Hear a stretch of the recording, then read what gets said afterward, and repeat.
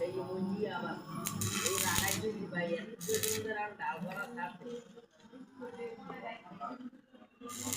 তাহলে এই না এদিকে